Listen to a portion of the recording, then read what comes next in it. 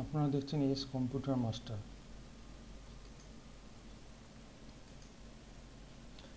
S computer master HTML part 7 video. আজকে আমরা শিখব বিআর ট্যাগের ব্যবহার। বিআর ট্যাগের মাধ্যমে লাইন ব্রেক করা হয় এবং নতুন লাইন শুরু করতে এই ট্যাগ ব্যবহার করা হয়। বিআর ট্যাগ হলো এমটি ট্যাগ, কারণ এই ট্যাগের কোনো ক্লোজিং ট্যাগ থাকে না। উদাহরণ হলো ওপেনিং ট্যাগের উদাহরণ হলো এগুলো bold, underline, italic. Closing tag এই যে স্ল্যাশ আছে, bold, slash, underline, slash, italic. Slash দেওয়া থাকলে সেটা ক্লোজিং ট্যাগ হবে। এটা হলো ওপেনিং ট্যাগ, এটা হলো ক্লোজিং ট্যাগ। কিন্তু বিআর ট্যাগে কোনো ক্লোজিং ট্যাগ থাকে না। ঠিক আছে? আমার চ্যানেলটি দেখার জন্য ইউটিউবে সার্চ বক্সে এস কম্পিউটার মাস্টার লিখে সার্চ করলে আমার চ্যানেলটি আসবে। সেখানে ক্লিক করে আমার সব ভিডিও দেখতে পাবেন। আর যারা আমার আগে ভিডিওগুলি দেখেননি তারা আগে ভিডিওগুলি দেখে নেবেন, নইলে ভিডিওটি বুঝতে পারবেন না। ভিডিওটি ভালো লাগলে সাবস্ক্রাইব করবেন। আমি নোটপ্যাডে লিখে রেখেছি যাতে ভিডিওটি বড় না হয়। প্রথমে HTML, তারপরে হেড। তার দুটো হেডের মধ্যে ওপেনিং হেড আর ক্লোজিং হেডের মধ্যে টাইটেল লিখেছি বিআর ট্যাগ, যেহেতু আমরা আজকে বিআর ট্যাগ নিয়ে আলোচনা করছি। তারপর হলো body, opening, body, closing. Body, ক্লোজিংয়ে, ওপেনিং আর ক্লোজিংয়ের মধ্যে বিষয়বস্তু লেখা হয়। আমরা লিখেছি এস কম্পিউটার মাস্টার। এবার এখানে বিআর দিয়েছি। বিআর দিলে কি হবে, লাইনটা ব্রেক হবে। কীভাবে হচ্ছে সেটা আমি বলছি। এবার HTML ক্লোজ করেছি। এবার আমি এটা ফাইলটা সেভ করছি। ফাইলে গিয়ে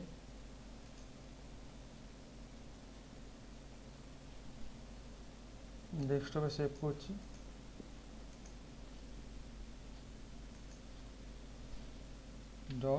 .html।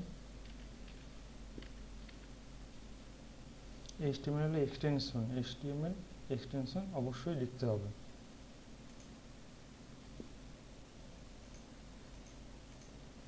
এই যে আইকন এসে গেছে গুগল ক্রমে। এবার এটি আমরা ওপেন করব। এখানে দেখুন লেখাটা এসে গেছে S computer master, S computer master, S computer master, S computer master. ঠিক আছে? এবার যদি আমরা এই ব্রেকটা যদি না দিই, ধরুন ব্রেকটা আমি কেটে দিচ্ছি।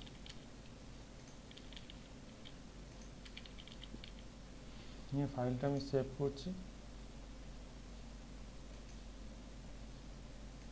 নিয়ে এটা আমি রিফ্রেশ করছি। দেখুন একই লাইনে এসে গেল S computer master, S computer master, S computer master. অর্থাৎ এই মাঝখান থেকে লাইনটা ব্রেক করতে হয় এবং আমাকে বিআর ট্যাগ দিতে হবে। দেন প্রথমটা আমি বিআর ট্যাগ দিচ্ছি। বিআর, ফাইলটা সেভ করছি। এবার দেখুন রিফ্রেশ করছি, প্রথমটা লাইনটা ব্রেক হয়ে গেল। তারপরে পরের লাইনটা আমি আবার বিআর দিচ্ছি। ফাইলটা সেভ করছি, রিফ্রেশ করছি, পরের লাইনটাও ব্রেক হয়ে গেল। তারপরে আমি এখানে আবার বিআর ট্যাগ দিচ্ছি। ফাইলটা সেভ করলাম, রিফ্রেশ করছি, এখানেও লাইনটা আবার ব্রেক হয়ে গেল। সবার শেষে লেখা দরকার নেই, কারণ এর নিচে কিছু আর লেখা নেই। ঠিক আছে? এবার আমি একটার জায়গায় আমি একের বেশি বিআর দিতে পারি। ধরুন আমি এখানে একটা বিআর দিলাম, আবার একটা বিআর দিলাম। ঠিক আছে? একটা, দুটো, তিনটে, তাহলে ততগুলো লাইন, তিনবার লাইন ব্রেক হবে। কী করে, ফাইলটাকে সেভ করছি, এখানে রিফ্রেশ করছি, দেখুন এতটা গ্যাপ হয়ে গেল। ঠিক আছে? যতবার বিআর দেবো লাইনটা ততটা ব্রেক হয়ে যাবে, মানে লাইনটার মধ্যে স্পেস বেড়ে যাবে। ঠিক আছে? এবার আমি বিআরটা তুলে দিচ্ছি। এরকম ফাইলটা সেভ করছি, রিফ্রেশ করছি, যেমন আগের মতো চলে এসেছে। ঠিক আছে?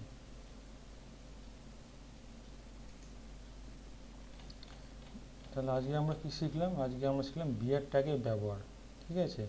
আর বিয়ার ট্যাগ হলো, এটা হলো এমটি ট্যাগ, এটা হলো এমটি ট্যাগ, তার কারণ হলো এর কোনো ক্লোজিং ট্যাগ থাকে না, মানে স্ল্যাশ থাকে না, ঠিক আছে। ক্লোজিং ট্যাগে ওপেনিং ট্যাগে বোঝানো হলো শুধু স্ল্যাশ থাকবে না, শুধু বি, ইউ, ইটালিক, ঠিক আছে। আর ক্লোজিং ট্যাগ হলো একটা স্ল্যাশ থাকবে, slash B, slash U, slash I, ঠিক আছে। বিয়ার ট্যাগের এখানে কোনো স্ল্যাশ থাকে না, বিয়ার ট্যাগ হলো একবার এমটি ট্যাগ।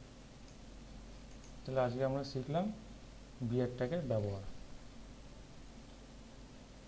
ভিডিওটি ভালো লাগলে অবশ্যই সাবস্ক্রাইব করবেন। তাহলে ভিডিওটি লাইক করবেন, বন্ধুদের সাথে শেয়ার করবেন, আমার চ্যানেলটি সাবস্ক্রাইব করে নেবেন। Press the bell icon to get notification পেতে আমার বেল আইকনটি প্রেস করবেন।